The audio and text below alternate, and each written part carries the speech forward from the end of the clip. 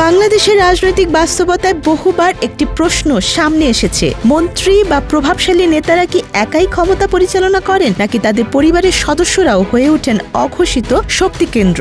দীর্ঘ সময় ক্ষমতায় থাকা বাংলাদেশ আওয়ামী লীগ সরকারের আমলে বিভিন্ন সময়ে এমন বহু অভিযোগ, অনুসন্ধান এবং বিতর্ক সামনে এসেছে, যেখানে মন্ত্রীদের সন্তানদের নাম উঠে এসেছে প্রভাব, দুর্নীতি, চাঁদাবাজি কিংবা প্রশাসনিক হস্তক্ষেপের ঘটনায়। এসব অভিযোগের সবগুলোর বিচারিক নিষ্পত্তি প্রকাশ্যে স্পষ্ট নয়, তবে ঘটনাগুলো রাজনৈতিক সংস্কৃতি নিয়ে বড় প্রশ্ন তুলেছে। ছাগলকাণ্ডের মতিউরের ছেলের কাণ্ড যেমন সকলের জানা, তেমনি সাবেক পুলিশ প্রধান বেনজিরের মেয়েদের বেসামাল দুর্নীতির খবরও এসেছে সংবাদ মাধ্যমে। পুরো আওয়ামী লীগ আমলে চিত্র দেখলে বোঝা যায় বাপের চেয়ে ছেলে মেয়েরা হয়ে উঠেছিল বড় প্রভাবশালী। তারাই মূলত সকল দুর্নীতির দেখভাল করতেন।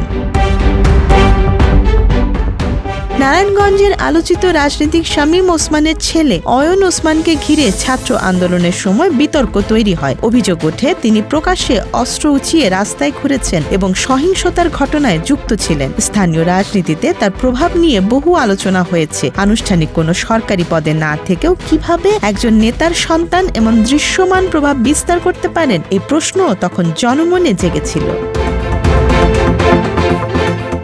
স্বাস্থ্য খাতের ঘটনাগুলো ছিল বহুল আলোচিত। সাবেক স্বাস্থ্যমন্ত্রী মোহাম্মদ নাসিমের ছেলে তমাল মনসুরের বিরুদ্ধে দুর্নীতির অভিযোগ ওঠে। দুর্নীতি দমন কমিশন বা দুর্নীতি দমন কমিশনের অনুসন্ধানে যুক্তরাষ্ট্রের নিউ ইয়র্ক সিটিতে তার নামে 14টি অ্যাপার্টমেন্টের তথ্য পাওয়া গেছে বলে সংবাদ মাধ্যমে প্রকাশিত হয়, যার আনুমানিক বাজার মূল্য প্রায় 63 কোটি টাকা। একই সঙ্গে তার বিরুদ্ধে জ্ঞাত আয় বহির্ভূত সম্পদ অর্জন এবং একাধিক ব্যাংক হিসেবে কোটি টাকার সন্দেহজনক লেনদেনের অভিযোগও উঠে আসে। এসব অভিযোগের পূর্ণাঙ্গ বিচারিক রায় জনসমক্ষে স্পষ্ট না হলেও বিষয়টি রাজনৈতিক অঙ্গনে বড় আলোচনার জন্ম দেয়। একইভাবে সাবেক স্বাস্থ্যমন্ত্রী জাহিদ মালেকের ছেলে রাহাত মালেকের নামও আলোচনায় আসে।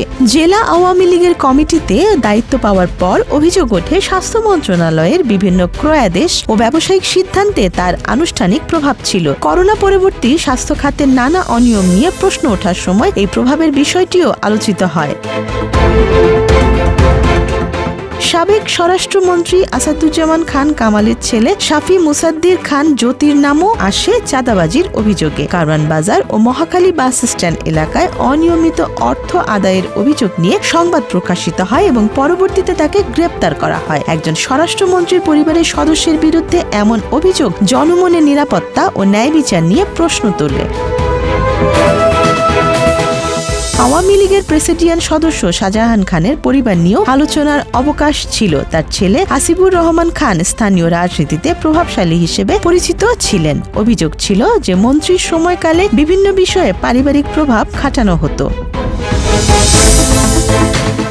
সাবেক মন্ত্রী মোফাজ্জল হোসেন চৌধুরী মায়ার বড় ছেলে সাজেদুল হোসেন দীপু চৌধুরী ঢাকার ক্যাডার রাজনীতিতে সক্রিয় ছিলেন বলে আলোচিত হয়। 2023 সালে 2 ডিসেম্বর তিনি হৃদরোগে আক্রান্ত হয়ে চিকিৎসাধীন অবস্থায় মারা যান। তার রাজনৈতিক কর্মকাণ্ড নিয়েও দলীয় অস্বস্তির কথা বিভিন্ন মহলে শোনা গেছে।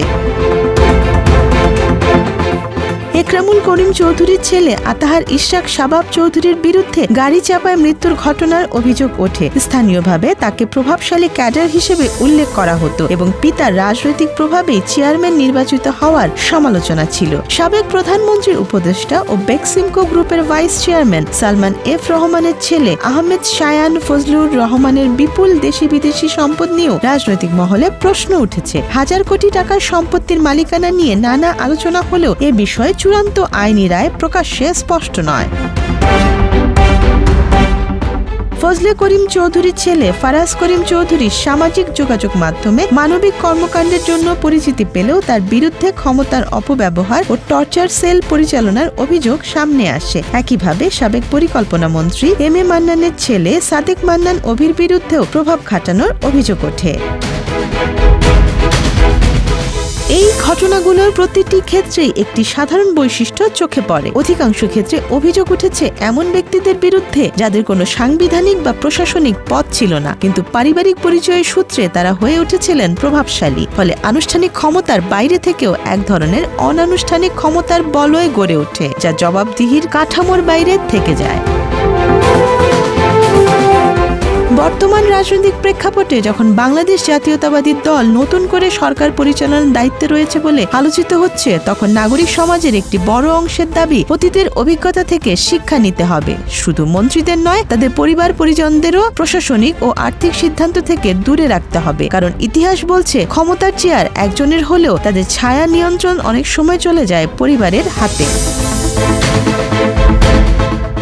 জনগণ এখন শুধু স্লোগান নয়, কাঠামোগত পরিবর্তন দেখতে চায়। মন্ত্রীর সন্তান বা আত্মীয় যেন কোনোভাবেই রাষ্ট্রীয় সিদ্ধান্ত, টেন্ডার, নিয়োগ বা অর্থনৈতিক সুবিধার ক্ষেত্রে প্রভাব বিস্তার করতে না পারেন, এমন নীতি প্রণয়ন সময়ের দাবি। নইলে অতীতের পুনরাবৃত্তি শুধু রাজনৈতিক দলের বদল ঘটাবে, সংস্কৃতির বদল ঘটাবে না। Desk report, Dhaka express.